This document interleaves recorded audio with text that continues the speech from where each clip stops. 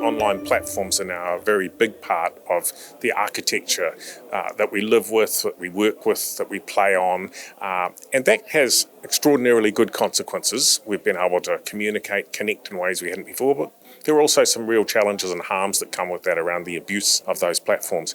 I think there needs to be a collaborative approach between community and government and the companies, and I think it needs to be led by the people that are most impacted by the harm. So what we need is access to some of the information that they have and make a lot of use of so that we can understand what's going on in the interests of the public. That's what the EU's Digital Services Act is really all about from my perspective. In the European Union, these companies are already being held accountable. New Zealand and the EU can learn a lot from each other, I think, particularly in the use of fundamental human rights as a framework for understanding our expectations of online platforms and of governments and the way that they interact with platforms. At the same time, I think there's also an opportunity for us to collaborate.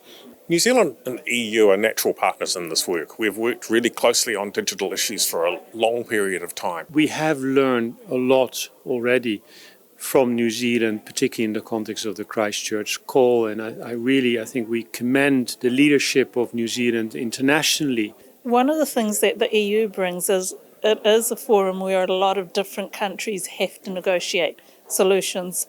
So I think that's something useful that we can learn here in Aotearoa, New Zealand. However, having said that, I think we've done really well in putting together the Christchurch call and bringing companies and so on together.